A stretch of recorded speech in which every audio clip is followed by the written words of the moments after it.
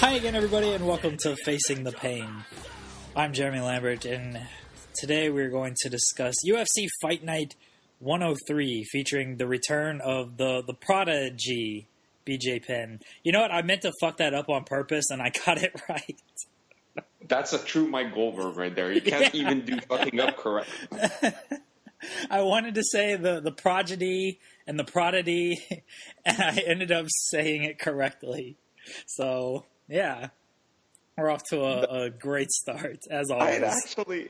I'd actually never seen that. Like, I've heard him say the prodigy during one of that highlight, Mike Goldberg video highlight on YouTube that we once posted on the podcast. Right. Not posted, played on the podcast.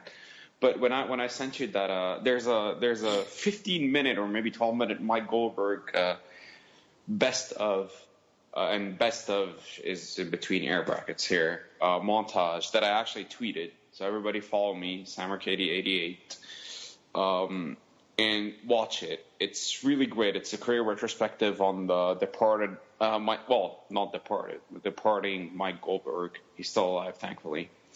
And I thought that might have been like an outtake or something. I honestly legit did not know it happened on the air. And Mike Goldberg, during some event, I don't know, might have been BJ's last fight, he goes, this card, which features the return of the prodigy, BJ Penn, and Rogan just starts cracking up. And I'd never seen that. When I heard that, I honestly haven't laughed that badly in a while. And I was like, all right, I'm texting it to you. Unfortunately, you had seen it, so... yeah, you were like, did you get to the BJ Penn part? And I was like, yeah, I've seen it. Like, what's so great about this? Why are you laughing so hard? Dude, to me, that was revolutionary. Think of the part that I texted you. The part that I texted you was the Portuguesa, because we had the discussion last week where you were like, is that a Mike Goldberg thing? Does he always do that? And I told you, yeah, dude, it happens all the time. And luckily... Turns out he said it during his iconic exchange with Goldberg about That's Japanese Brother. The whole... Like, I wasn't aware... Because I read that exchange, but actually... Or maybe I've even heard it, but didn't remember. Because there's a very famous exchange where Goldberg goes, so-and-so's corner, talking to him in Portuguese. Portuguesa. No, but I was going to get to that. And Rogan goes, that's Japanese Brother. And Goldberg goes, I should have known that. And Rogan says, you're the one married to a Japanese chick. And they laugh. But apparently the accurate notation, I guess, or annotation is his corner talking to him in Portuguesa. He legitimately said Portuguesa. Like, he was happy. It's always the Portuguesa. It is the Portuguesa. And he was so happy. Like, you can hear him just saying it in a way that goes like, oh, the Portuguesa. And Rogan going, that's Japanese Brother is the best. So, you texted me about that. You texted me about that. Takes a lot of energy to be a rock star. Props to whoever snuck that one in, by the way. I love that quote. It's my favorite quote of all time. Who's going to replace Mike Goldberg for this event? I think this is John Anik. I probably would have been John Anik anyway, because it's a fight night. Oh, it's a Fox card, right? Yeah. I'm actually interested in seeing the dynamic for Rogan and whoever replaces Goldberg for the next card. Wait, the next UFC card, it's next weekend. Actually, it might be number 2 weekends. Card, you mean?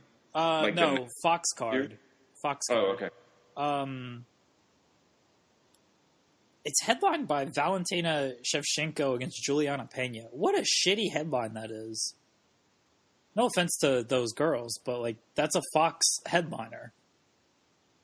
Oh, that's I mean, Serious question: Is this fight any better? BJ Penn against Euro No. Rodriguez? I'm not saying this is good either. But remember when like the Fox deal was struck, it was like big headline fights, and now it's Valentina Shevchenko against Juliana Pena.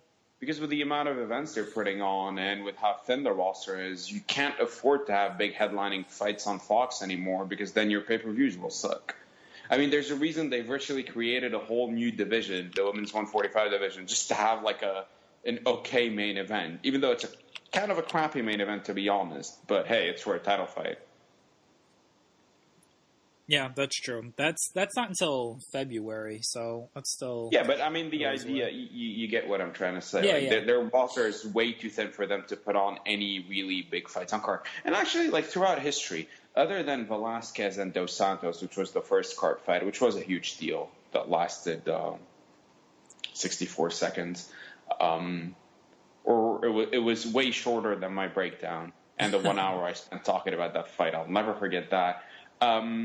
What really big, like, Fox main event has there been? Like, there have been a few good ones, but even later that year, like they've had Chael Sonnen against somebody, maybe Bisping. Like, that was a good fight. That wasn't the headliner, though. The headliner was Rashad against somebody, right? Rashad against Phil Davis, I believe. Yeah, like, even less than a year into the Fox deal, they had Shogun and Brandon Vera headlining an event. That was on Fox, I think. Yeah, that was on Fox. So, like, what are the really big fights they put on Fox? I think Jim Miller and Nate Diaz. Ben Henderson against Nate Diaz. That was the title fight. That was a big fight. Okay, yeah, that was big. Ben Henderson and Gilbert Melendez. That was a title fight as well. Who? I don't know who that opponent is. Gilbert Melendez. Sorry. Oh, there you go. Okay. I think Demetrius Johnson defended his belt a few times. Yeah, okay. As well. Okay. I mean, that is a big fight considering it's a title fight, but, let's be serious. They had Dos Anjos and Cerrone, like, last year. Like, that was a big fight. Was that for the title? Yeah, that was for the title. Okay, so there have been more big fights than I thought. Fair enough. That was the end of 2015, December 2015. So not quite last year. Can you find all the UFC on Fox main events? Yeah, I'm looking at them right now. That's how I came up with it. Can you name them chronologically? Sure. So it started with they've had 22 Fox cards. Okay, so relatively there haven't been that many big main events compared to the amount of UFC on Fox cards they put on. Alexander, all right, I'll name them in order. You tell me if they're big fights. How did it start with Alexander? I was about to name a big fight, but then I decided Okay, let's start. Yeah, Velasquez Dos Santos. Definitely Velasquez Dos Santos, Evans and Davis. That was a number one contender fight. Yeah, I think we have to be clear on what we call a big fight. Like, is Evans versus Davis a pay-per-view headliner at the time? Provided, like, okay, I'm sure there have been worse pay-per-view main events, even at the time, to be clear. But I'm talking about, like, events that aren't hampered by injury. Like, ideally, would the UFC want to put that on? Rashad was still a draw at that point, though. A name, okay? I wouldn't say a draw. I would give that being a big... Like, look, I wish that's the quality of Fox main events we're getting now. So I will accept that as a very good main event. Sure. 2 out of 2. Nate Diaz against Jim Miller. No. Like, that was a really fun fight, but both were just, like, at the time, just the exciting lightweights. That was a really great finish, remember? When Jim Miller almost bit his tongue. He bit his tongue, yeah. Shogun against Vera. That wasn't the original main event, though, was it? Yeah, I remember that. What was supposed to happen? I'm looking at the page right now. Oh, the original main event wasn't much better. The original main event was supposed to be Brian Stan against Hector Lombard. That was Lombard's UFC debut. That's still a shitty main event. Oh, I think Shogun had rejected Glover Teixeira or something at the time, or maybe that was a year later. Might have been at that time. Or maybe I'm completely mistaken. I remember Dana threw Shogun under the bus for rejecting a Glover Teixeira fight. Might have been 2012 or 2013. I can't remember. But anyway, regardless, I wouldn't say that was a good fight. No. No. Henderson and Diaz, yes. Definitely. Demetrius Johnson and John Dotson. I think It's a title fight. Yeah. You gotta give him a title fight. So that's 4 so far. Henderson and Melendez, yes. Sure. Johnson and Moraga, another title fight. Okay. Johnson and Benavidez 2. Oh, so that was actually, see, if they bothered to actually market Demetrius Johnson at the time being on Fox, maybe people would know who he is now. Isn't this proof that, like, the Fox deal was fucked from the start? Yes. The fact that they had Demetrius Johnson headline 3 out of 4 events, and now he still can't draw, like, more than 150? Yeah, because I remember even writing a big article about it at the time.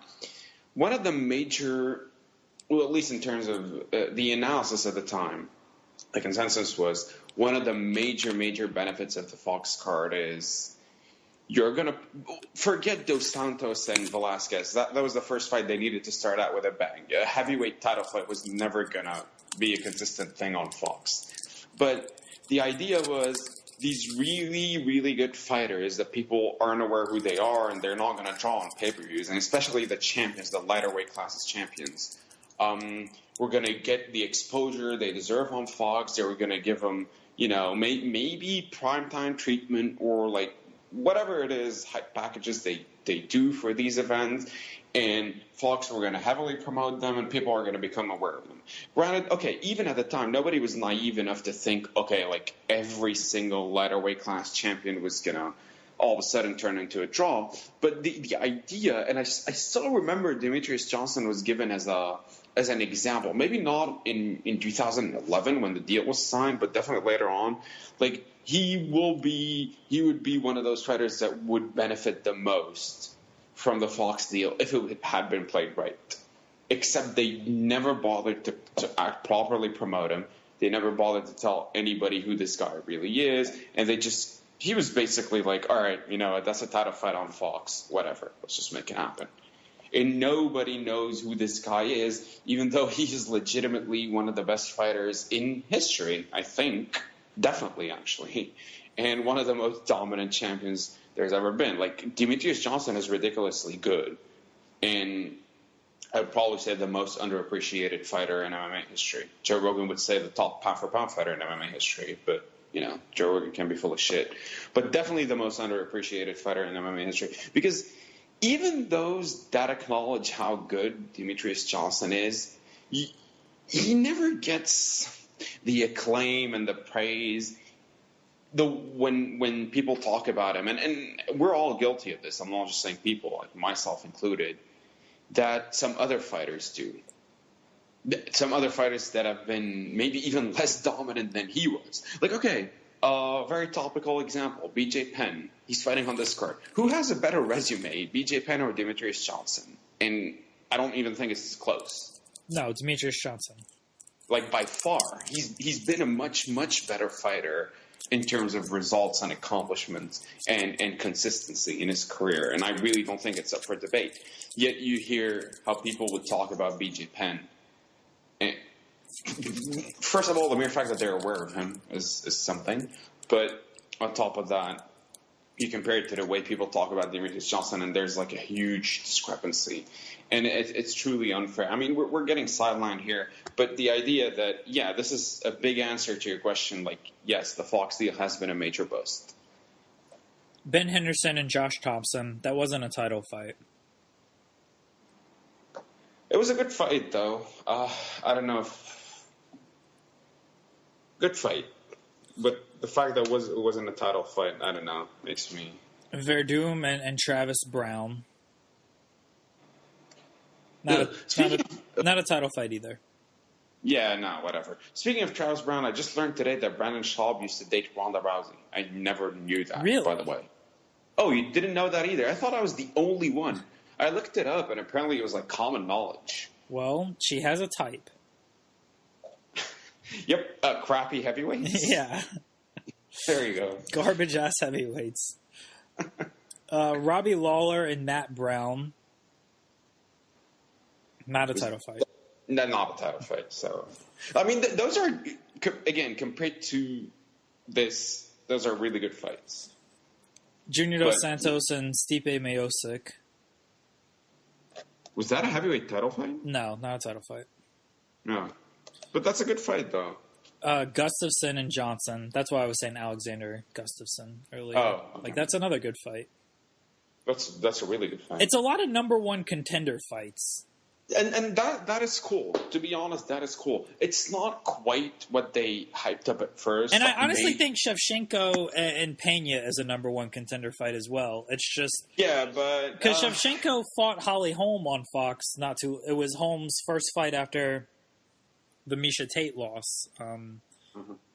So, to continue, Machida against Rockhold, Dillashaw and Barao 2, that was a title fight. Dos Anjos and Cerrone 2, another title fight. Anthony Johnson and Ryan Bader, that's iffy. Fuck that fight. Yeah. I don't care. Glover Teixeira and Rashad Evans, that's extremely not good. But that's a terrible fight. I'm fairly certain that was a late replacement fight. Yeah, it has to be. The original fight was actually far, far, far worse. What? What was the original fight?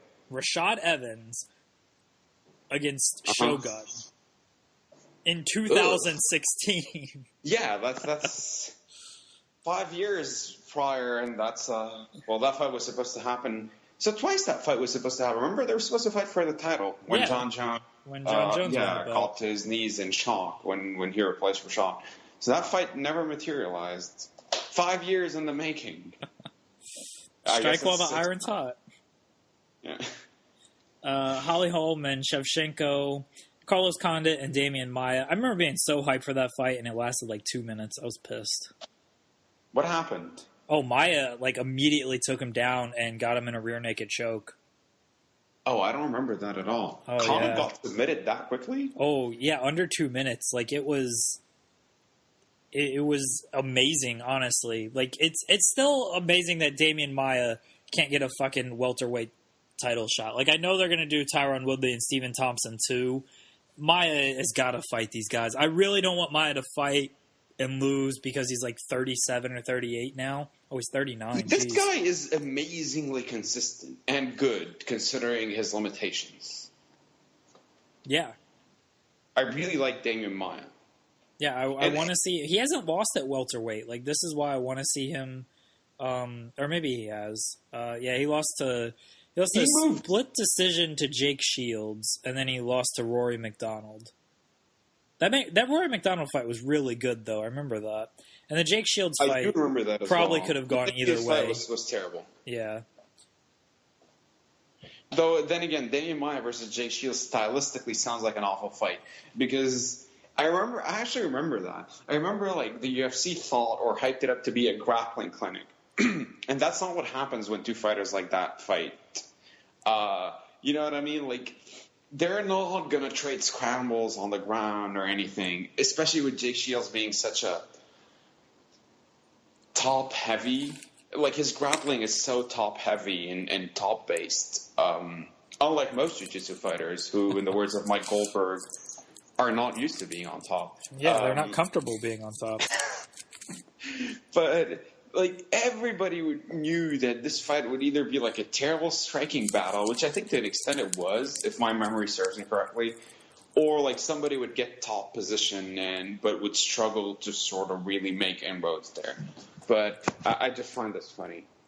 And Paige Van Zandt and Michelle Waterson was the most recent UFC on Fox card. Part of the best-looking UFC on Fox card in history. You're not giving that one a rest, are you? And then, Valentina Shevchenko and Juliana Pena as the next one. So, in hindsight, when we look back at these main events, I think the bigger issue is not always the quality, because a lot of these fights, it's not just huge fights all the time. Most of the time, they're not huge fights, actually. I would argue there was one legitimately huge fight, and that's fine. Their model is pay-per-view based, so you keep those fights for pay-per-view.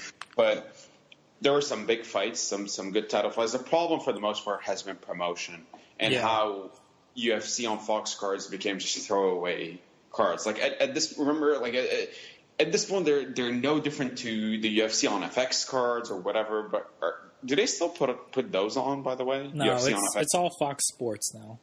Oh, okay, yeah.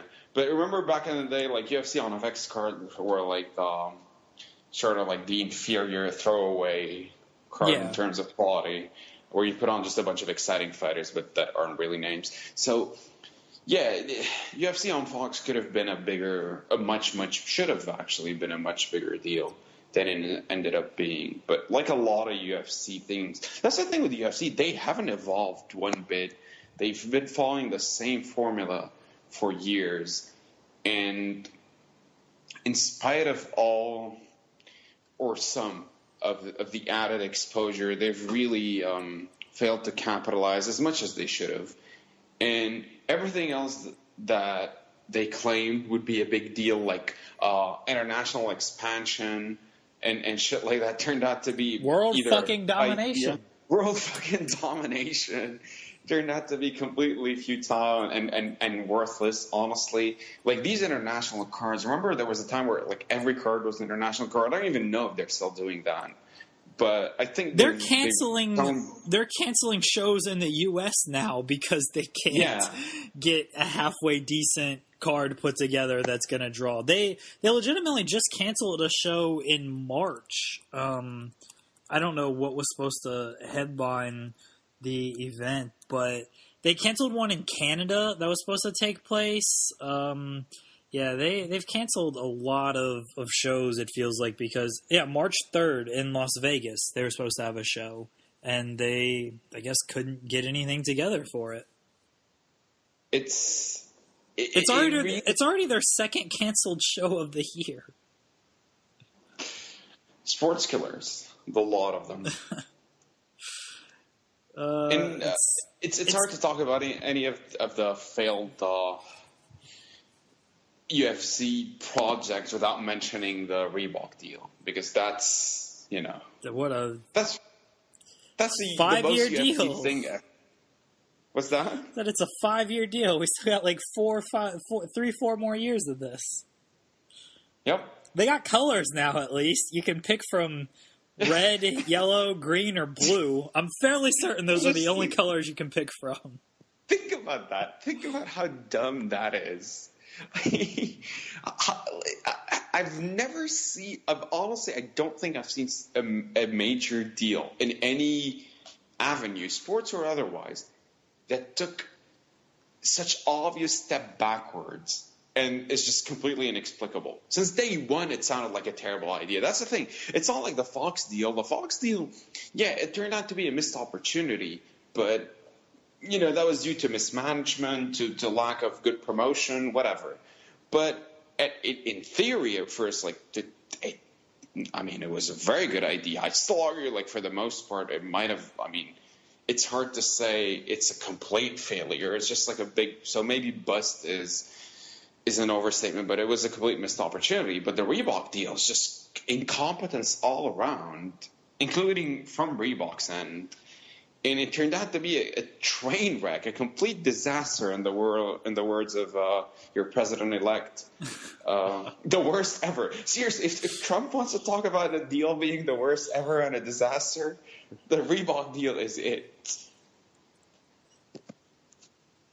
Yeah, the Reebok deal. It was bad from the start. I remember writing that column and everybody was like, no, it hasn't even played out yet. Like that, I always hate that, is let's see how it plays out. Oh, yeah.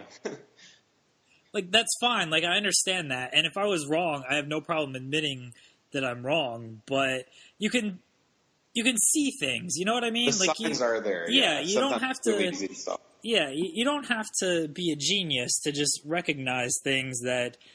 All right, the fight, it's a 5-year, it was for $75 million or something. It's a 5-year deal for $75 million, and you have 200 fighters that are going to get this.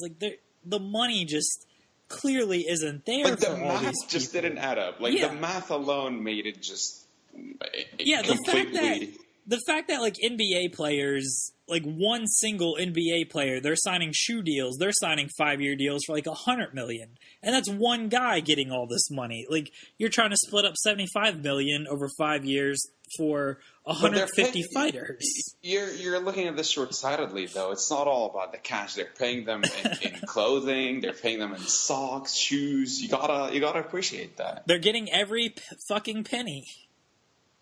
every fucking penny is my favorite Dana quote. Every fucking penny. And the whole, like, it took a while to come to fruition, and then it comes, and it's, here's your choices. You get black or you get white. And on top of that, black and white was so fantastic. And the fighters, they, it wasn't like, all right, this corner gets black, this corner gets white. It's, take your pick, black or white. And so most fighters would just fucking wear black. So you got two guys who look identical wearing both black Reebok, virtually identical, wearing black Reebok gear. And it's like, which one of these dudes is which? I remember watching events with Jess, and Jess goes, which one is which? They look the same to me with their fucking gear. And, you know, it's an MMA fighter. They got their Nazi haircuts and their Nazi tattoos. What was the quote? The Bob Arum quote? They all look like skinheads. Homosexual skinheads. Yeah. So they all look the same, and it's like, geez. But then they added color. So, dude, think about it. Seriously, way to kill the diversity, the identity of the fight. It's like, I'll never forget. Remember when I was watching, because I stopped watching for a while, and then I was watching an Anderson Silva fight, and I was talking to you at the same time. Remember what was the first thing that struck me? It was the Bisping fight. Yeah, and like, where the fuck are the yellow trunks? Yeah. Like, it's the Spider. Black and yellow, the greatest fighter of all time. Look, it's Anderson Silva. Fucking DMX hits, ain't no sunshine. A guy walks out looking chill as fuck, about to kill you. Like, just hugs his corner very affectionately.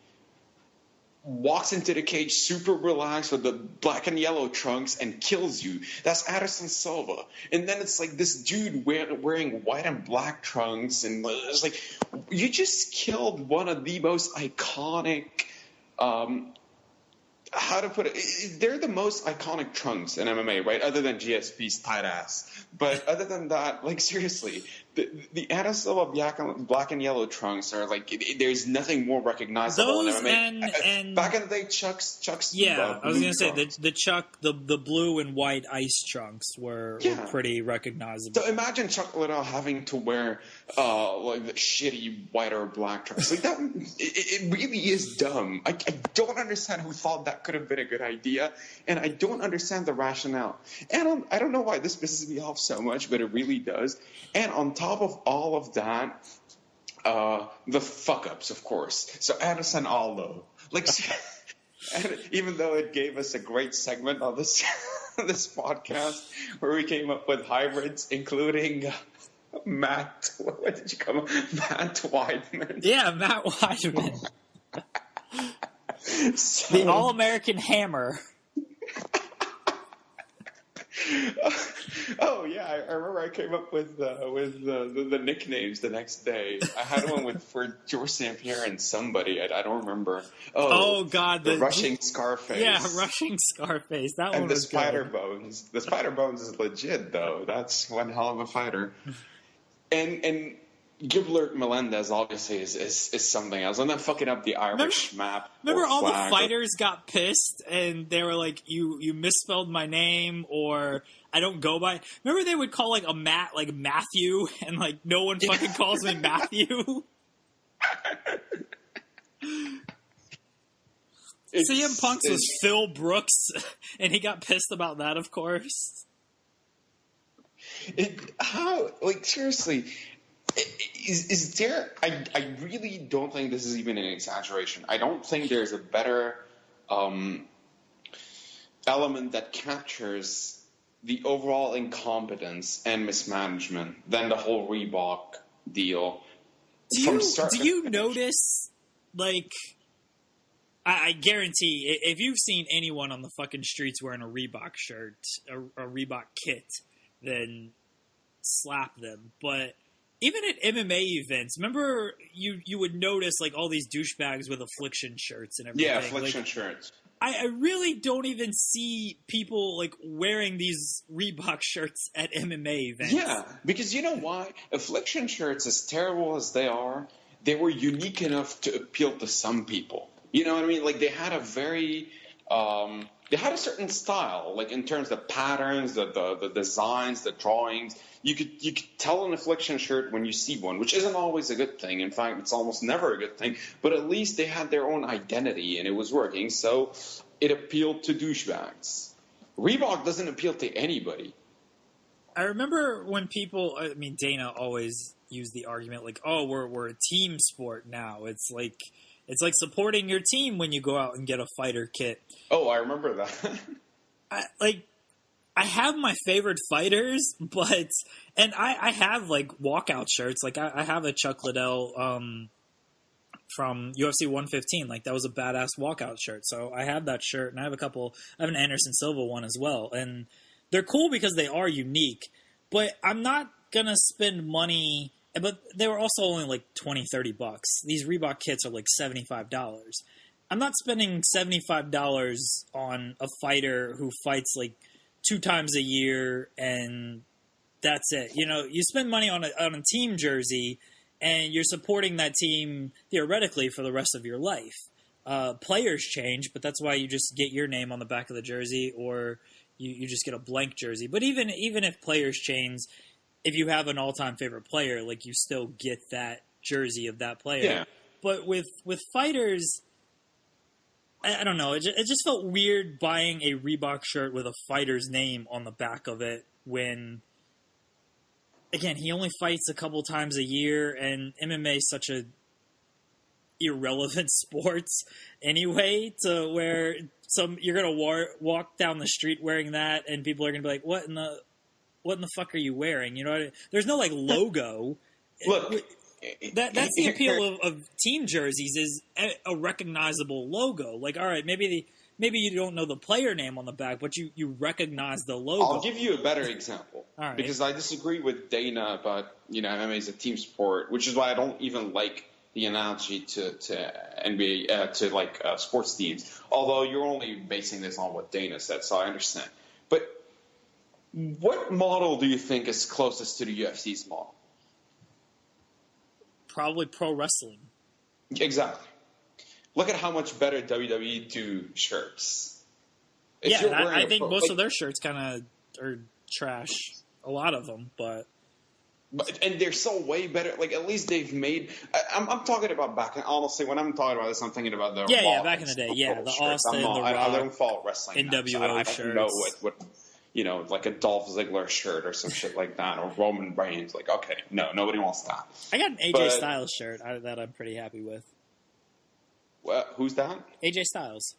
Oh, AJ Styles. Well, I mean, because he's one of the few cool professional wrestlers right now. I got a couple of John Cena shirts. Of course, because you're a homosexual skinhead. The really iconic wrestling shirts back in the day.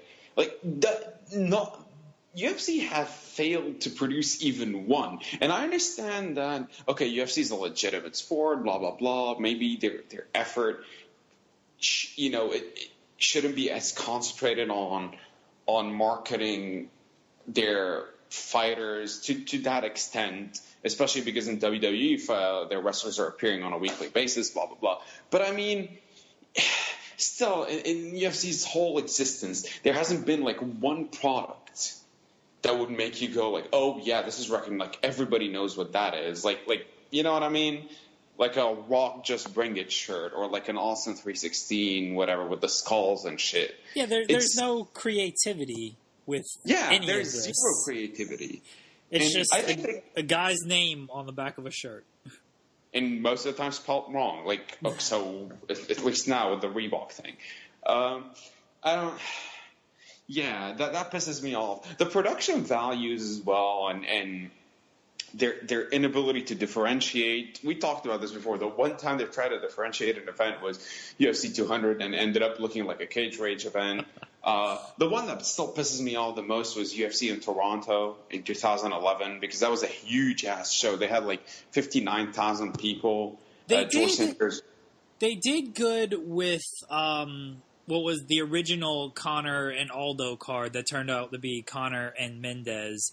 Remember they had the live singers doing the intros for Mendez, and like they had Sinead O'Connor for Conor McGregor walking out. I think it was Sinead O'Connor, but yeah, they had live performances to walk them out, and like that was really special. And I remember Dana, which is complete and utter bullshit, because it was supposed to be Aldo and Conor, and you know Aldo's walkout song, right? Like it's the same song every time.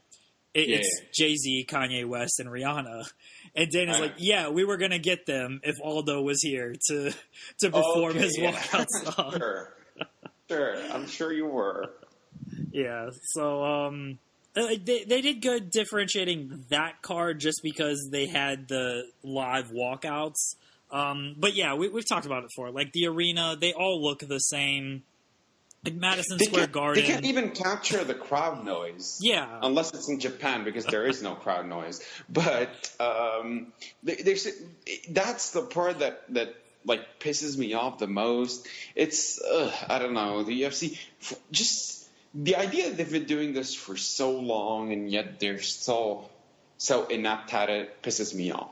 Why are we even talking about this? Well, we'll preview this card here in a bit because we'll transition into, is MMA an art? Oh, fuck out of here, dude. You know what? I didn't even read her comments. So what did Meryl Streep say? So she just basically said it was a rant against Donald Trump, and she talked about how Hollywood is so diverse and everything. It was very self-congratulatory towards Hollywood, which is what all these award shows are anyway. And she just said, so-and-so's from here and this person's from here, so if you get rid of all of us, then you're not going to have movies, television, music, you're not going to have the arts, you're going to be stuck with football and mixed martial arts, which are not the arts, is what she said. That was her whole I think point. MMA should just be happy that they've gotten a shout-out, even though it wasn't much of a shout-out. They've just got their name dropped in a speech like that, but one of the greatest actresses of all time. Like, just be happy and shut up. What's that? Overrated. I've never liked any of her movies, but I mean, no, that's what Donald Trump. That's what Donald Trump said. Oh, Trump said. Yeah. You know what? You should give Trump a chance. Just wait for it to be. Wait for his presidency to play out. Don't jump to conclusions ahead of time. We watched his press conference on Tuesday. I guess it was. That was so fantastic. Oh my God! This is of course had with the CNN reporter. That was the fucking best.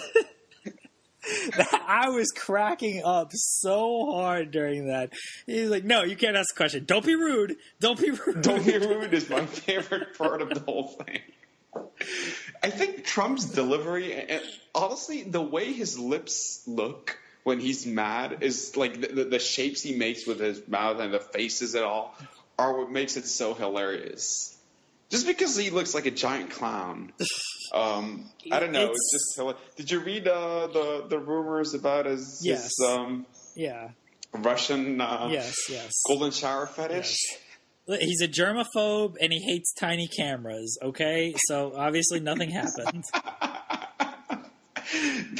How is that guy a president? Like, he's hilarious. I'm not going to deny that. But how is that guy a president? The best thing was he ended his press conference with "You're fired." So he got in his catchphrase at the end of this presidential address. He's a performer. Like, Donald Trump is just, you know what I mean? Like, he's an entertainer. He's a performer. He's a reality star. Well, he's also our president in a week. It's insane. Honestly, the closer it's getting and the more you see, and it really is weird that, like, it's not weird, but it's like almost surreal that all this has happened and he's not officially the president yet. So think about what's going to go on for the next 4 years. I'm scared out of my mind. I really wanted to text you during that press conference and be like, dude, it's getting closer and this is going to be a reality and I'm so scared. Feels good to be Canadian / Middle Eastern. It's something. Words never uttered by anybody ever yet. So Meryl Streep, she said that, and then, of course, MMA fans got very lost their defensive. Shit, dude. My Twitter feed was blowing up. I woke up the next morning and the while you were away thing. Yeah. And every tweet was about that. And I was like, what the fuck is going on? When I watched it and she said it, like, I think I immediately tweeted, "Can't wait for the MMA hot takes on Meryl Streep," because you knew it was coming just because of how sensitive MMA fans are. Right. And yeah, they were glorious, honestly. Joe Rogan buried her. Dana White buried her. Scott Coker invited her to see Tito against Chael, which... Because if you want to change somebody's thoughts about MMA, that's the fight for you. You know what's hilarious? I read that Dana White called her comments ignorant. The same guy that said that soccer is the least talented sport in the world because the goal is so huge a bunch of 3-year-olds can score. Do you know how untalented do you have to be to play soccer? That is a direct quote. The same guy that said MMA is going to be bigger than soccer is calling other people out for being ignorant about MMA. I didn't see it as a big deal. It really, dude, is not a big deal. What the fuck? So Meryl Streep doesn't like MMA. How old is Meryl Streep? 82, something like that. An uppity 80-year-old is what Dana said. Uppity, yeah, Dana White. So an 80-something-year-old Hollywood actress. She's actually only 67. She's not even 80. We're sorry, Meryl Streep. Very close within the ballpark. Yeah.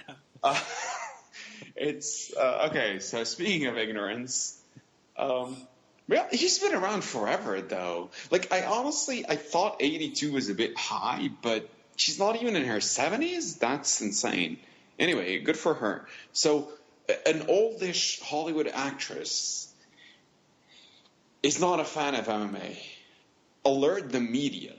What's the big deal? Seriously. How is this? It's not an art. That's why people are offended. She said MMA is not an art. When she watches Tito versus Chael, she's going to see the true artsy side of MMA. Because that's going to be a picture is going to be painted with blood, sweat and tears. It is art. She should just watch a Ronda Rousey highlight video of her shadow boxing, and how could she not think that is art? That is poetry in motion. Ronda Rousey shadow boxing. Ronda Rousey shadow boxing is one of MMA's greatest gems. Aside from Edmund yelling no, I saw a video of him yelling no. Did you see the footage? The behind the scenes footage where they had the camera on him. It was great. So fantastic. The closest thing to art in MMA is Brittany Palmer's drawings.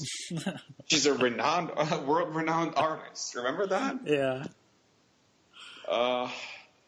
I missed the Ariane-Ronda Rousey feud. Ariane got the last laugh. She lasted longer. Good point. Ariane who has Ariane dated? There was a fighter that was Josh Berkman. Tiki? Didn't Tiki date Ariane? Yeah. So who has a shittier history of dating? Brittany Palmer, Ronda Rousey, or Ariane? Brittany Palmer dated Cerrone and Pettis. Did she date Pettis? She dated Cerrone and some other WEC guy. Hold on. Did she date Pettis? Look that up. I am. Who did she date in WEC other than Cerrone? Like, that's really famous. I have no clue. I only remember Cerrone. This is great research right here. Look, you want to determine if MMA is an art, that's the sort of info you need to gather. I don't know. I'm only getting Cerrone. I'm not getting anybody else. Oh, okay. So Ariane's dated Tiki and somebody else was, like, really terrible. Josh Berkman. Oh, yeah, Jesus. That guy is still around, right? He is. I think we talked about him recently because he was fighting. I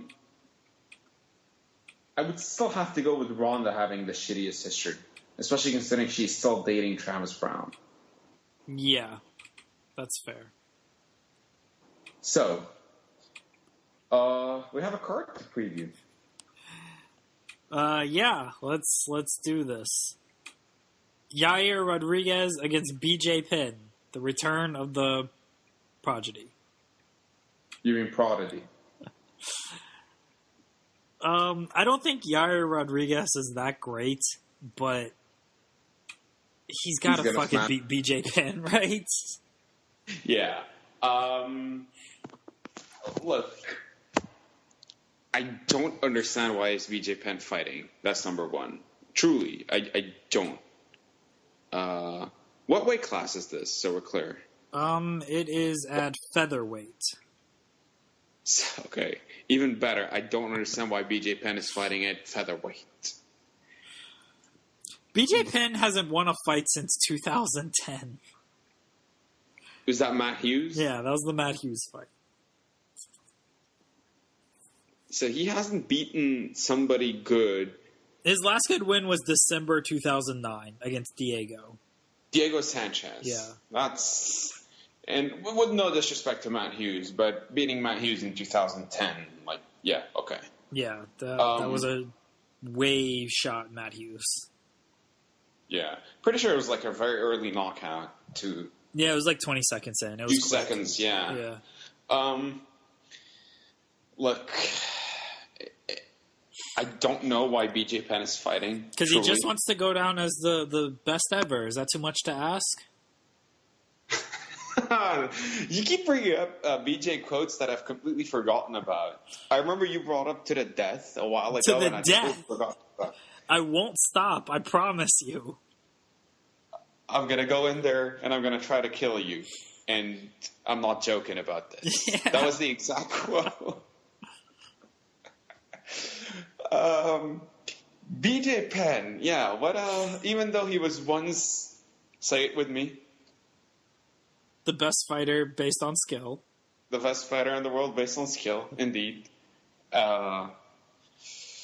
As described by one idiot on this podcast. I'm going to keep making that same joke every time I bring that up. That's fine. I don't care. You deserve it.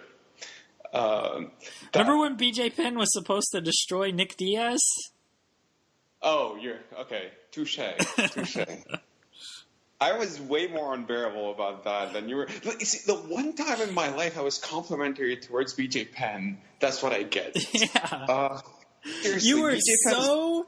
who did we have on the podcast? Don Butterfield. Yeah, Butterfield was picking Diaz, and you were picking Penn. And I remember... you hosted a debate between Butterfield and I. Yeah, the Embrace debate. And I remember talking to you after the show, and you're like, I didn't want to be disrespectful because I like Butterfield, but he was just wrong. BJ Penn's going to murder this guy. I don't understand what got into me. I was so adamant about that. I truly saw it as my next Velasquez-Lesnar moment because that was the time I was very sure.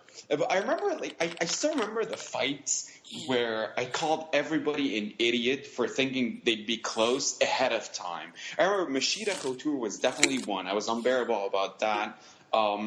Velasquez-Lesnar was definitely one. It was like my ballsiest pick because I was like Velasquez is going to kill him. And there's one that involves St. Pierre, I think.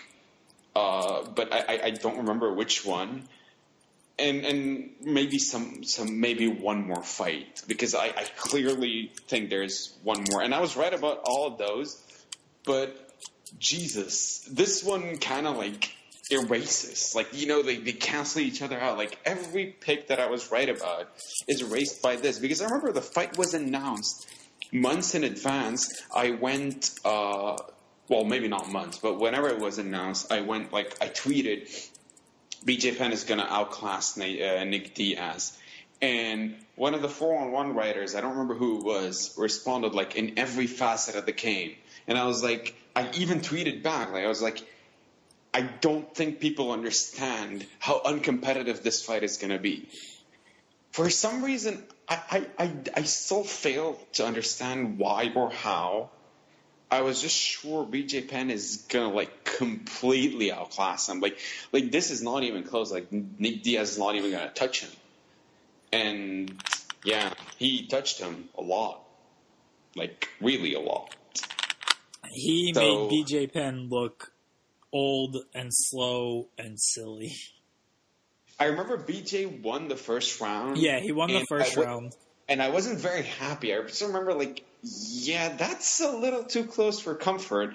And he looks like, this motherfucker looks like he's slowing down. And that was one of my things, is like, because Butterfield was saying, like, BJ's going to slow down, especially at welterweight, whatever. I was like, no. This shows the complete lack of understanding of BJ. BJ doesn't just slow down because he's out of shape or whatever. This is such a false narrative. BJ slows down when he gets hit. And, well, he got hit a lot, and he slowed down. So, yeah, that almost completely killed my credibility. And I only say almost to save face. Yeah, that was not my brightest moment, I don't think. Moral of the story, never pick BJ Penn to win a fight. Was that worse than calling BJ the best fighter in the world on a card he shared with Anderson Silva in 2010? Maybe because you made like an offhand comment. It's not like you went on. I just said it was a throwaway line that I used. I wasn't, Yeah, you didn't go out, like, you didn't write a column called, like, The Cardio Freak, why BJ Penn is the best fighter in the world based on skill. Right. Yeah, you should have, though. It would have been more memorable. So, yeah. BJ Penn, obviously he's going to lose this fight. Like, there's not much to discuss. Just a quick few words about the fight before I talk just a bit about BJ. I watched Rodriguez against Alex Caceres, who's no longer the worst fighter in the world based on skill. And I wasn't too impressed. He throws a lot of spinning shit. He throws a lot of kicks. He definitely throws a lot of unconventional stuff. Yeah, like his offense is way more flash than substance.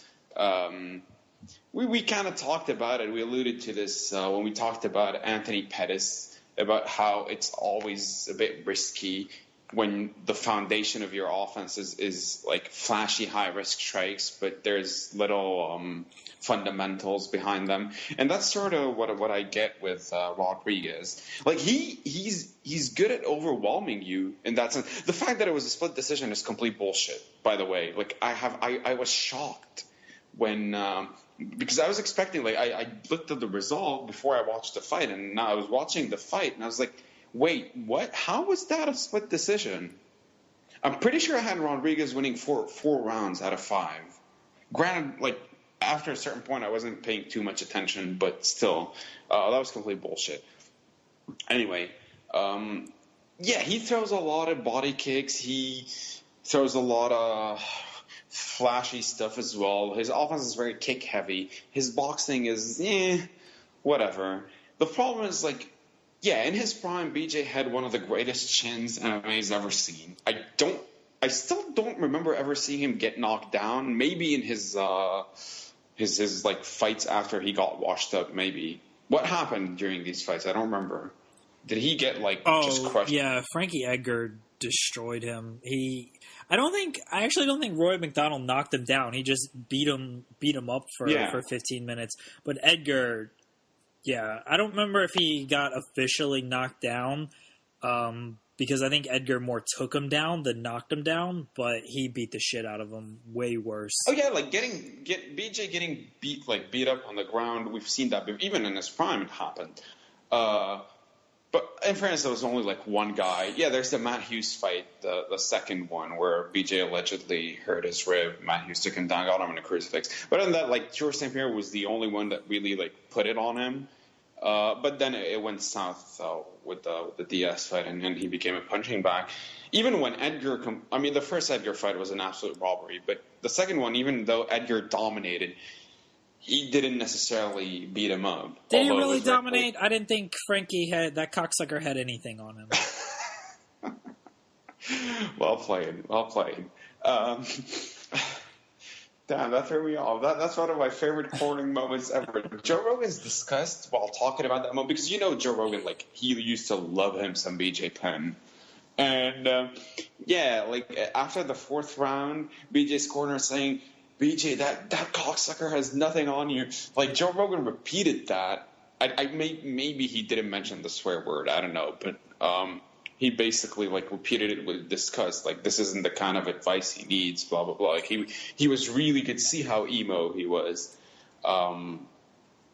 Even though in the first fight, actually, I mean, I'd watched it live. I was in the arena, but when I rewatched it, Joe Rogan was completely on Team Frankie once Frankie started doing well, because that's what Joe Rogan always does whenever an underdog kind of like exceeds expectations in his performance. He naturally gets carried away and starts overselling everything they're doing. Remember how badly Mark Hominick was beating up Jose Aldo in that round?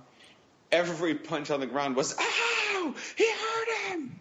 Kenny Florian is a 3-time champion, according to Joe Rogan. Wait, what? Kenny Florian, didn't he beat Aldo? And oh, dude, oh yeah, I get it.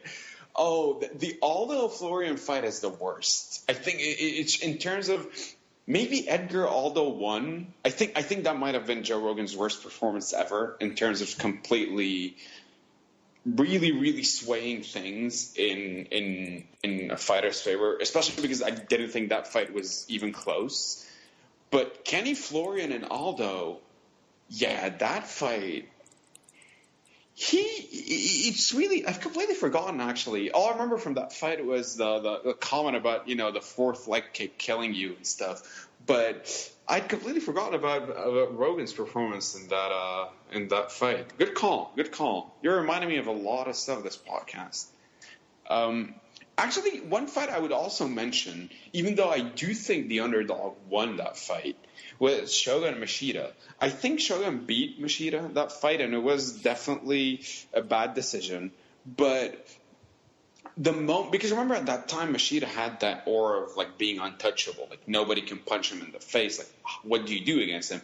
And Shogun came out and arguably won the first round. I thought he did, which is why I think he won the fight. But he won the first round, and Rogan was so completely blown away that Shogun had landed a punch and was doing better that he and Goldberg proceeded to talk for the rest of the fight as if this is like a clear 50-45 decision.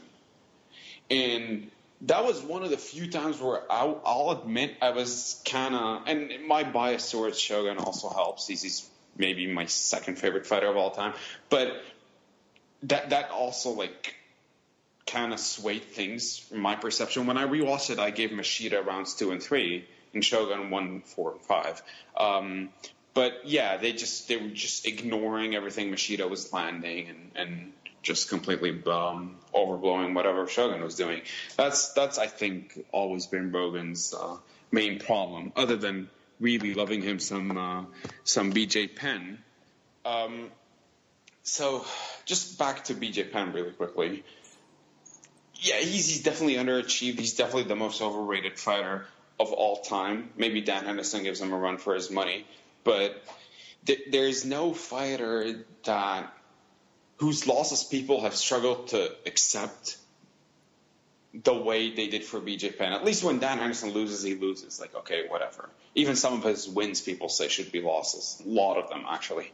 But BJ Penn, there's just this perception, like, oh, unmotivated, whatever, the usual excuses. But it's not just that. A lot of them were like, okay, how did he lose? Remember how close people thought the St. Pierre rematch would be?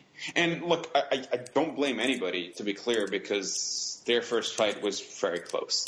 But St. Pierre had gotten so much better at that point.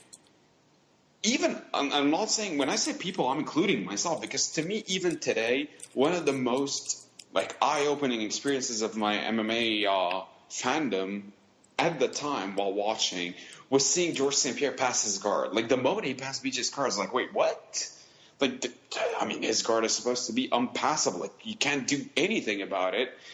That's what we've always been told. And then when he started beating him up, and all of a sudden, the most bullshit excuse of all time emerges after the fight. He was greasy. Dude, remember how unbearable? I don't know if you used to read the forums at the time. I was and on Twitter the wasn't really a big underground. thing. Yeah, I was on the underground forums a lot. I never had an account, but I used to follow the Sherdog forums. And for that fight, I remember I went to the underground to see, what people were saying. And I've never, ever seen a fan base in any sport, and I'm literally not exaggerating when I say this, be as unbearable as BJ Penn fans were with excuses out of that fight. And then, of course, there's the iconic testimony. He got his mom to testify for him. That was something else. Her saying, and I sat there watching in horror, wondering, why can't my son defend himself? And my favorite part is,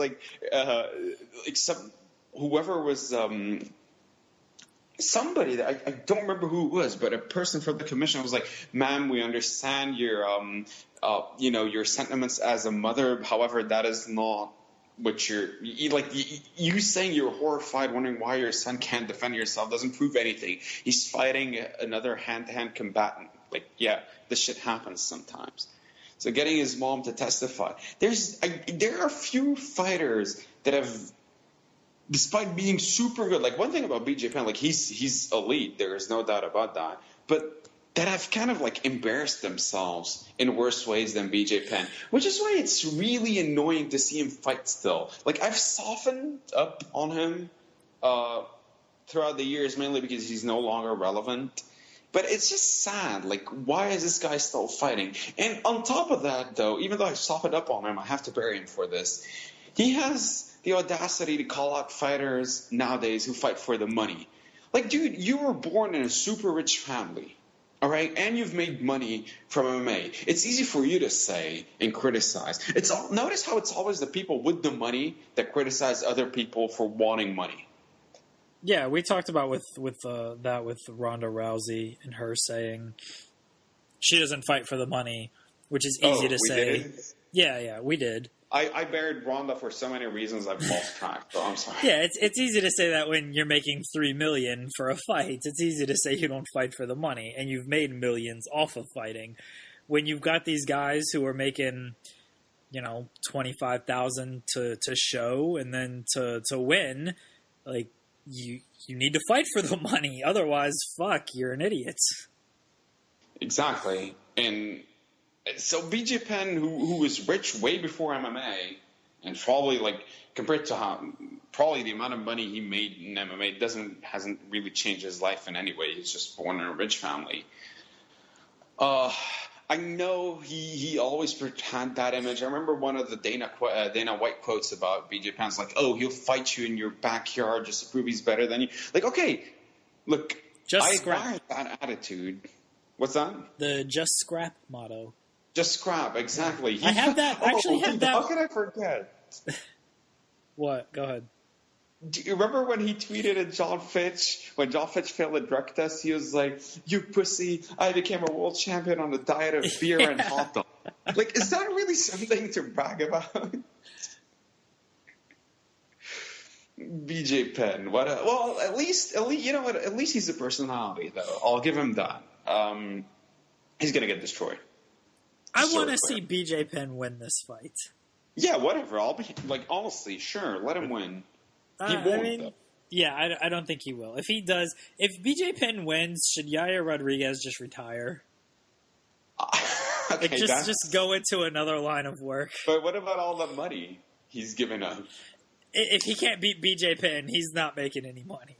I actually want to revise one thing about it. I said destroyed. I think he'll get dominated. I don't know. Maybe he won't get destroyed. Yeah, I don't know if he gets destroyed. I think he loses a pretty convincingly. Decision. Yeah. I don't know if Yair Rodriguez finishes him. Yeah, that's my thing. And it says more about Rodriguez than BJ. It's just I don't know if he's got good punching. He's not much of a finisher, honestly.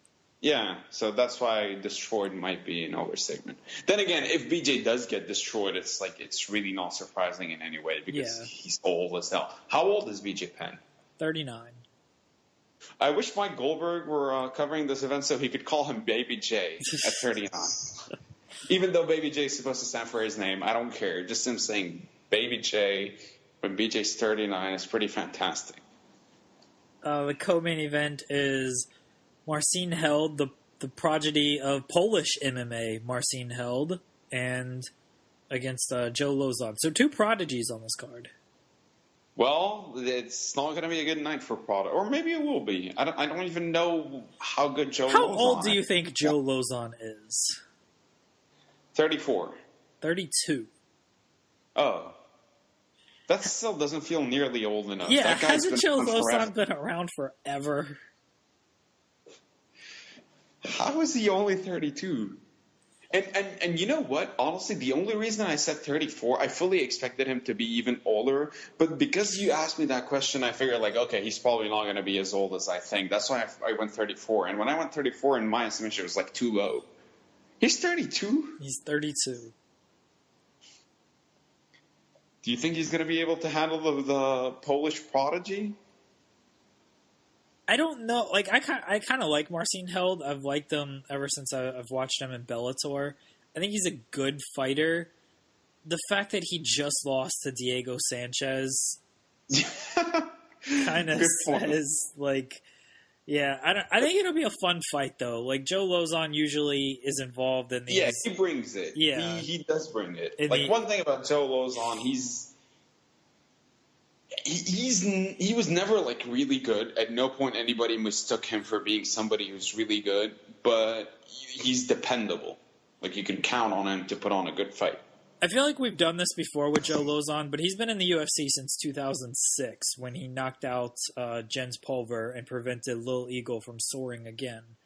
How much do you think Joe Lauzon made in his last fight?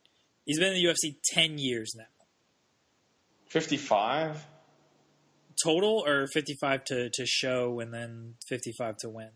Did he win his last fight? No, he lost his last fight to Jim Miller. Okay, I'm going 55 total.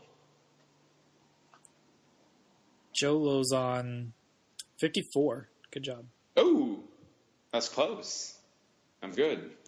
That is still not a lot of money for someone who's been doing this for 10 years. No, that is not a lot of money for anybody. Hold on, though. $54,000 for one night's work? I was about to make the same joke. I don't know how good Joe Lauzon is. So, I mean, he did lose to Jim Miller in his last. I'm going with a Polish prodigy. I'll go with Joe Lauzon. I think Jim Miller is better than Diego Sanchez at this point. That is actually that is. If I base my prediction on. Although Diego Sanchez beat Jim Miller early last year, so shit. What do I know? Basically, yeah. Complete mystery. Yeah, I'm still going with the Polish prodigy. One of the prodigies have to win. Court McGee against Ben Saunders. I like this fight. I've always liked Court McGee and Ben Saunders. Because he's Liddell's guy. Come on. Yeah, Court McGee is Liddell's guy. I've always liked Ben Saunders, though. He's not Liddell's guy. I've just liked him. First of all, I think we both mean Liddell, not Liddell. Okay. Did you hear that? Oh, didn't you watch the Mike Goldberg video? Yeah, the Goldberg video. I got it. It just wasn't that memorable compared to all of Goldberg's other fuck-ups. Dude, no, Chuck Liddell. It's just, no, it is hilarious. Come on. Yeah, of course. Compared to everything else, it was fine, but yeah. Anyway. Oh, I know why I like Ben Saunders. I was trying to remember why I like him. Okay. He knocked out Marcus Davis, and I was so fucking happy because I hated Marcus Davis. That is, Marcus Davis is pretty obnoxious. I remember, Dan Hardy was supposed to be the douchebag, and he made him look like less insufferable. Remember when he wished AIDS upon him, and he was like so outraged because Dan Hardy made fun of his Irish heritage or something? Jesus Christ, what a moron! Yeah, because Marcus Davis, I hated him, and then Mike Swick beat him, but he didn't do much. And then Dan Hardy beat him, but Ben Saunders, I think, crushed him. Yeah, he killed him with a knee in the clinch, and I was so happy. And so ever since that moment, I liked Ben Saunders. Killa B. How old do you think Ben Saunders is? And Court McGee, for that matter. Uh,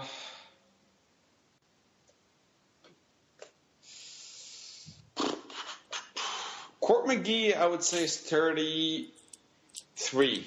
32. Ben Saunders is like 38. 33. What? Yeah. No. Yeah. He's only 33? Yep. Okay, wasn't he on some very early season of The Ultimate Fighter? No earlier than Joe Lauzon. Yeah, that's a good point. He was on the Hughes and Sarah season. Yeah, the Penn and Pulver season was before Hughes and Sarah, wasn't it? Yeah, way before. Yeah. Penn Pulver was the best season ever, by the way. Yeah, it was. Season 5. In terms of, but not just in terms of, definitely in terms of quality of fighters. I don't think it's even close. But in terms of entertainment, remember the ping pong match? That's still the best. Like, I remember watching. That was how I started with 411, as I covered that season for them, and I remember watching that. And every time I had to cover an Ultimate Fighter season, every time the coach's challenge came up, like, I always got so excited because I based everything off of that ping pong match, and just nothing lived up to it. Everything else was just such a letdown after that. And I was like, oh, well, this was okay, but fuck, that ping pong match between Penn and Pulver. BJ getting super competitive. Jens Pulver beat him, right? Like, I think he lost the first match and then beat him in the next two. I'll have to look that up, but it's possible. BJ was getting competitive and pissed, and Jens Pulver suddenly turned into some Chinese Olympian.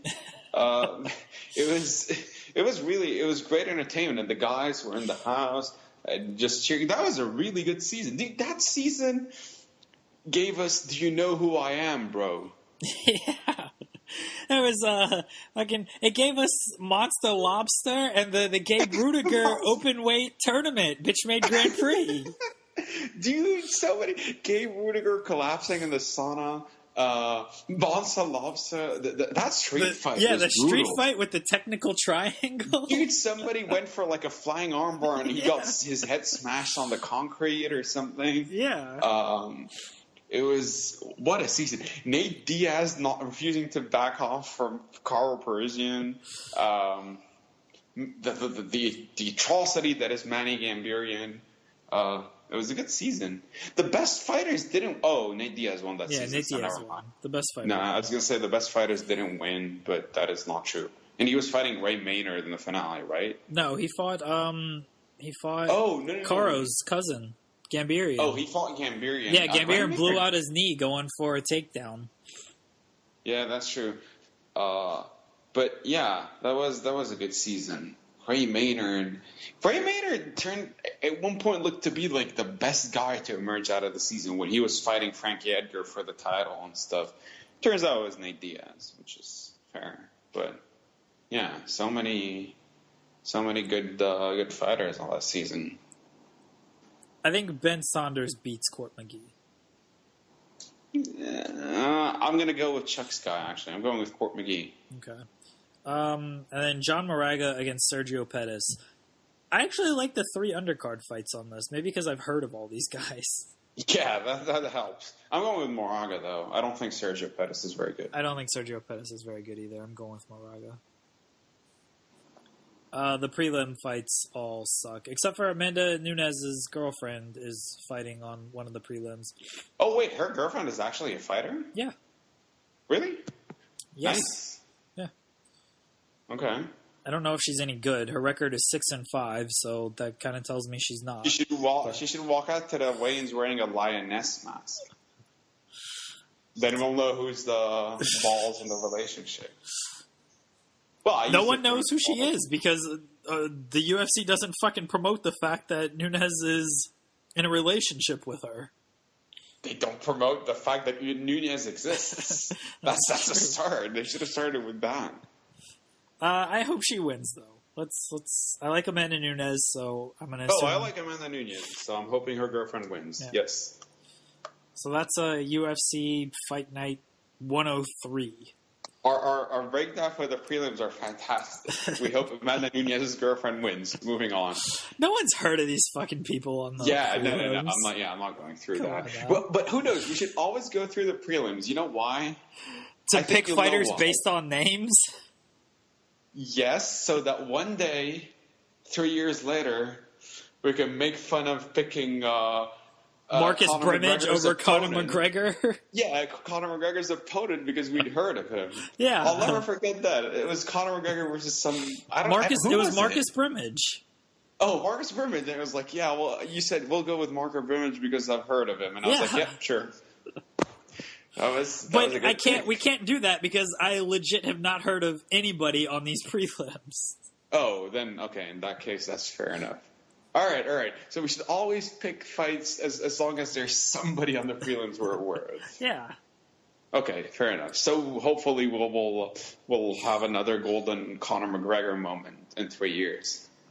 We have one more thing to talk about before we wrap this up. We do? Yes. This is my special treat to you. Oh, okay. The World MMA Awards. Ariel Helwani just admitted. So a journalist admitted to be on the Zuffa payroll, and he's getting nominated. Dude, how much of a joke is this? We're gonna read off the nominees, and we're gonna pick our winners. We're gonna give predictions? Yes. I love this. All right, I'm hype. I was cringing before you told me what the treat was, but I'm happy. I never should have doubted you. The Charles Mask Lewis Fighter of the Year. The nominees are Michael Bisping, Donald Cerrone, Cody Garbrandt, Conor McGregor, and Stipe Miocic. Amanda Nunes isn't even nominated? Jesus. Because you'll see why. Oh, I mean, the reason. Yeah, there's a female fighter of the year.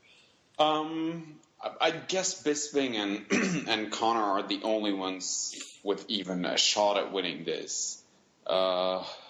I'll go with Conor. I think they're going to give it to Conor. Well, Conor is my choice, but we're predicting who they're going to give it for, right? We're not saying who we'd go for. We can do both, who we'd go for and who we think they'll give it to. I mean, we talked about our own awards last week. I think they're giving it to Conor. I think they're giving it to Conor as well. I agree with you. I would probably give it to Bisping. Oh, no, I said Conor is my pick as well. Oh, okay. Well, I give it to Bisping. I still hold the fact that Conor lost against him. No, I'm with you. It's close, but I still think like him winning 2 titles, that's a big deal. And I still don't think Bisping should have beaten Silva. I mean, he won legitimately the decision, but Silva was being an idiot. So, anyway. Female Fighter of the Year. Chris Cyborg, Angela Hill, Joanna Jędrzejczyk, Angela Lee, and Amanda Nunes. Yeah, I don't think that's even close. Yeah, Nunes wins in a landslide. Breakthrough Fighter of the Year. Yair Rodriguez. Breakthrough fighters? Yeah, okay. Breakthrough fighter. Yair Rodriguez, Cody Hold on. So do the awards take place before or after Yair Rodriguez's fight with BJ? It takes place after. The awards are March 2nd. It would be hilarious if he wins it, if he gets voted. It's like when Dirk won the MVP. He's not winning this once you hear the nominees. Oh, okay. Yair Rodriguez, Cody Garbrandt, Doo-Ho Choi, Derek Lewis, and Michael Page. Garbrandt's winning this. He won the title. So, yeah. There's no chance that Garbrandt loses this. Here's the dumbest award they have. Okay. International Journalist of the Year. Do what? And it's not Journalist of the Year. No. International Fighter of the Year. Isn't this award stupid? Considering here are the nominees: Michael Bisping, Joanna Jędrzejczyk, Conor McGregor, Gegard Mousasi, and Khabib Nurmagomedov. So three of these are nominated for Fighter of the Year. So it would be fantastic if, like, Bisping wins Fighter of the Year, but Conor wins International Fighter of the Year or something. Like, how dumb is that? Plus, it's not like MMA is not a sport. Like, dude, half the sport, at least at one point, was consisted of, like, Brazilians, at least the good fighters. So there was a time where, like, every UFC champion was a Brazilian. You're really going to give International Fighter of the Year? Like, that's a dumb award. I agree.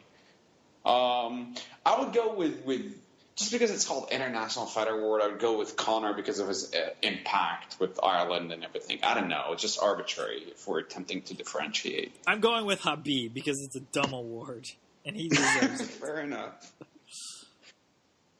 Fight of the year: Lawler and Condit, Swanson and Choi, Bisping and Silva, Connor and Nate 2, and Chandler and Benson Henderson. Swanson and whoever. Swanson and Choi, yeah. Yeah, that was a great fight. All those fights are good. It feels like Bisping and Silva shouldn't be in that same category. Oh, no. Bisping and Silva's there? Jesus, that's a stretch. I think they'll give it to Conor and Diaz too, by the way. I think they will too. Is my choice, but they'll give it to a recognizable fight. Knockout of the year: Anthony Johnson over Glover Teixeira. Never seen it. You watched Diaz and Conor too, didn't you? You watched that whole card? Yeah. Yeah, Anthony Johnson killed I've seen him. it. Never mind. You're right. I've seen it. Lando Venata against John McDessie. That was the wheel kick knockout.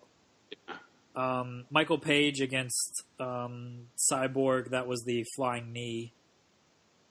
Did you see the gif of that? That was brutal. That one was good. Yair Rodriguez and Andre Fili. That was the just the jumping kick.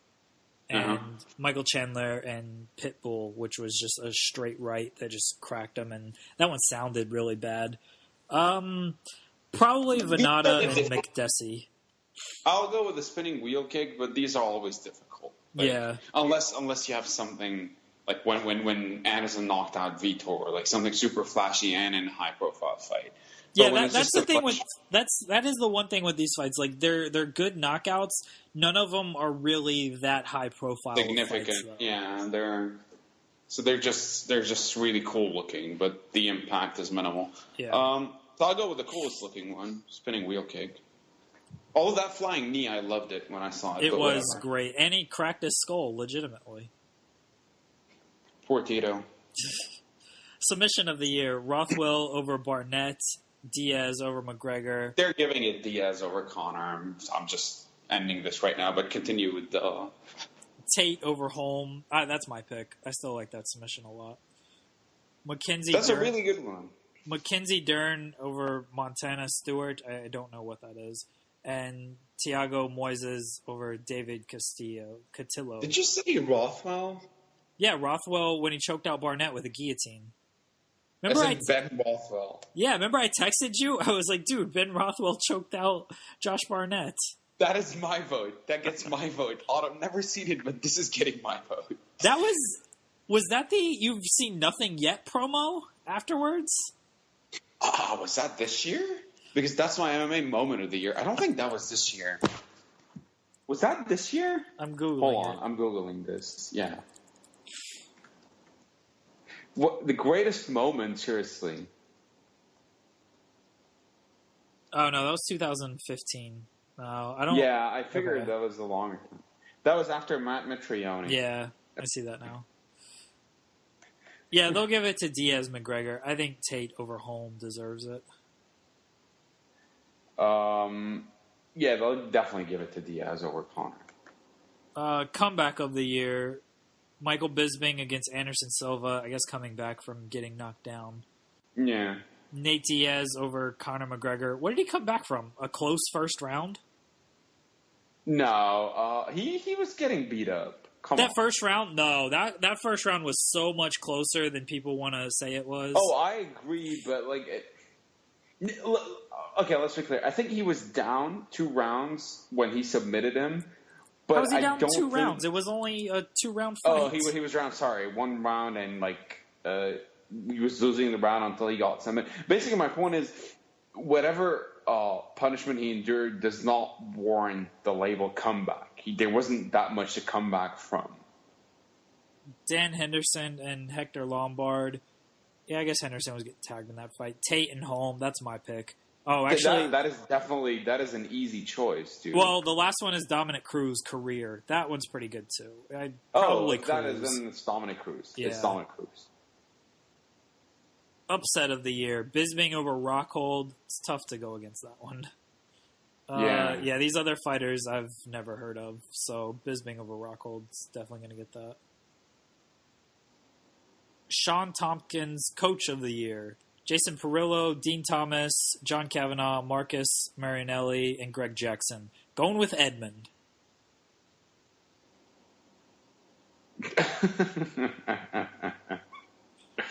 I don't know. Who's the Coach of the Year? It's I have no clue. Greg Jackson will win, or Kavanaugh will win. Give it to Greg Jackson, because whatever. Trainer of the Year. I don't know who these guys are. How is that any different? Mike Dolce will win, because, fuck, people know. know. Oh, we're talking trainer. Yeah, okay. Does everybody know anything of any trainer other than Mike Dolce? Well, there's a couple of strength and conditioning coaches, and then there's another nutritionist like Dolce. Whatever. Gym of the Year. Top Team, SBG, Ireland, Jackson Wink, a.k.a. and Team Alpha Male. Whatever Edmund's gym where Rhonda and Travis Brown train is. Rhonda Brown exclusive. I guess Jackson Winkle. I don't know. It's hard to pick. Referee of the Year. Herb Dean's going to win. Best in the business. That's a dumb award, by the way. Has any referee had a good year? How do you determine if a referee has a good year? Has any referee ever had a good year in MMA? Are you seriously going to go through all their performances and assess when they made a good stoppage battle? That is so dumb. Forget about it. Ring card Girl of the Year. Okay, can it get any dumber? What? The way she walks, the way she holds the cards? The way she looks. With world-renowned professional artist Brittany Palmer. Is she still a ring card girl? Yeah, the nominees are Ariane Brittany, Mercedes Terrell, Carly Baker, and Jenny Andrade. I only know two of those girls, and I can't stand Ariane, so I'll go with Brittany. I'm going with Jenny Andrade based on this picture they used of her. Oh, well, that's fair. Which one did Lorenzo ask, what are you up to tonight? Oh, that was, shit. It was none of these girls. Oh, that's unfortunate. I forgot her name. That is one of my favorite MMA occurrences ever, by the way. It was fantastic. I'm Googling it because I really want to know who it was. For those who don't know... Chrissy Blair is who it is.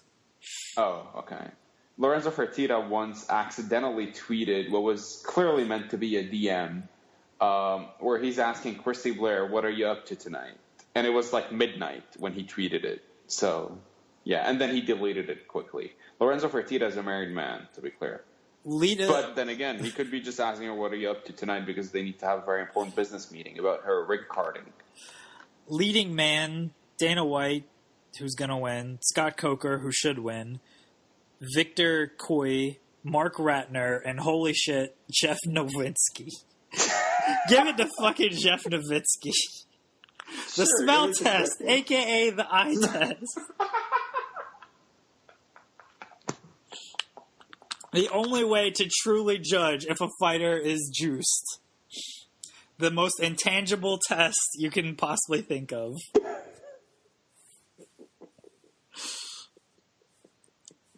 That's the first time we've had that joke on this show, and that's why Sammer is losing it. Because it's actually been a while. We haven't talked about it since it got brought up last week when we talked about it. So last week, off air, by the way, in our personal conversations.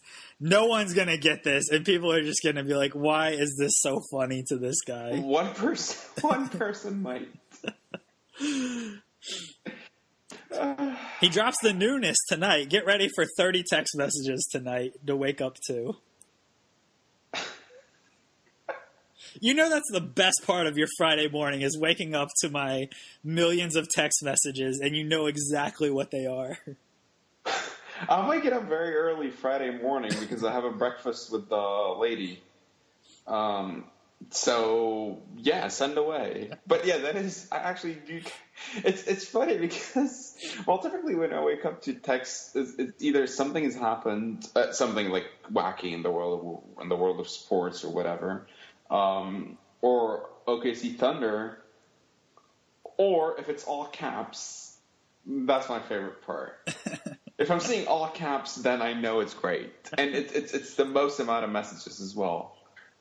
Yeah, it's fantastic. I'm so hype. It's the best part of my Thursday nights is laying in bed and reading it and sending you the text messages and trying not to wake up my fiance who's sleeping next to me while I'm cracking up laughing.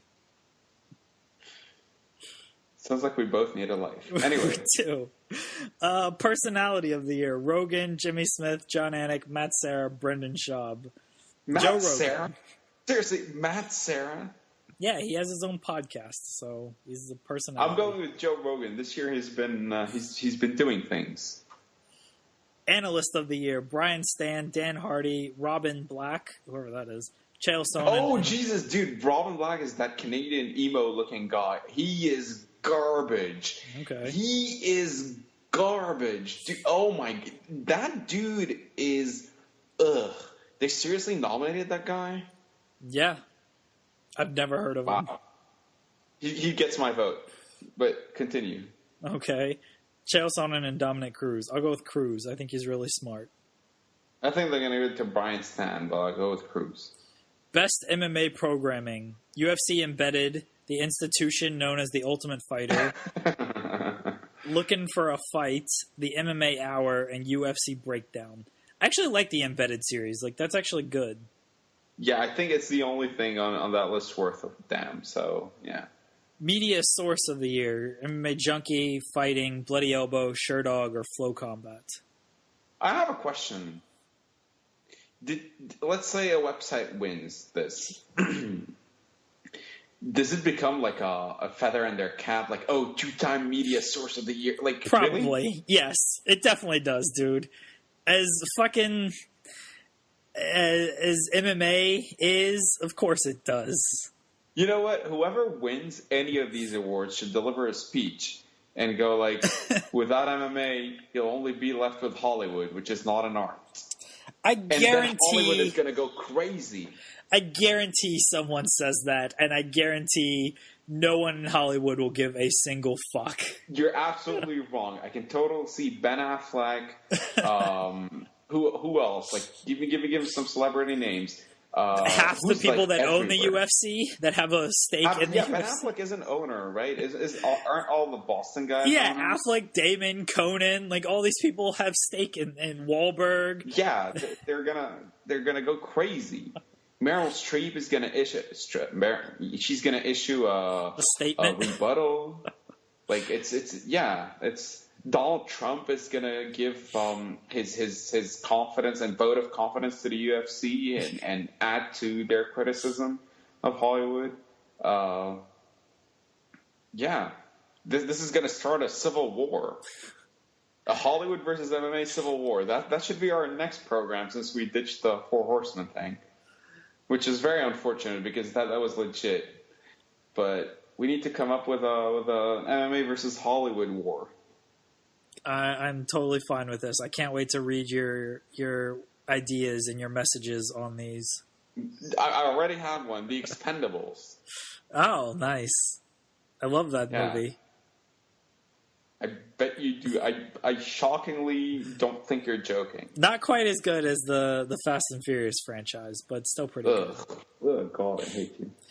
MMA Clothing and Equipment Brand of the Year. Reebok is not nominated. I can't buy these awards if you don't nominate Reebok. Wait, what? Is Reebok seriously not nominated? Yeah, Hayabusa, Bad Boy, Virus, Everlast, and Venom. I'd go with Bad Boy because they remind me of Shogun when he won the UFC title, and that has a very special place in my heart. So my Shogun bias makes me vote for Bad Boy. And Journalist of the Year. Uh-huh. Now we're talking. Finally. Karim Zidane, Ben Folks, Brett Akamoto, Sean Alashadi, and Ariel Hawani. Ariel gets my vote because he deserves it. He cried on his own podcast. Ariel is going to win because I feel like he's won every single year. He has, and he deserves it. He absolutely deserves it. He admitted to being on the UFC payroll, and he cried on his own podcast, and according to Dana White, his kids are going to see this one day. Ariel should win. He deserves it. He put his blood, sweat, and little tears in this. He's gonna win. What a stupid fucking thing the MMA awards are. I hate all award shows, like, legitimately. I think they're all dumb. I mean, you're the one that just made us spend some 10 to 15 minutes talking about this. Yeah, to bury it. Because that's what we do on this podcast. We bury shit. Fair enough. Next week we will be talking about... I'm going to make sure it's next week that we're going to be talking about this. Hold on one second. Should have been more prepared. Mm-hmm. But what good is that, being prepared? It is! Next week we will be previewing the greatest fight of all time. Oh, okay, now we're talking. Yes. And the greatest fight of all time, for those that don't know, is going to be Tito Ortiz against Chael Sonnen at Bellator 170. Meryl Streep will be in attendance. Mike Goldberg will hopefully be on the call. And it's just going to be... It's going to be fantastic. There's no other way to put it. I hope they have one more press conference. If they don't, it's a disappointment. It really is. They really would have dropped the ball. So we'll do that next week. We'll also review this UFC card. And thanks, everybody, for joining us. We will see you right back here on the podcast.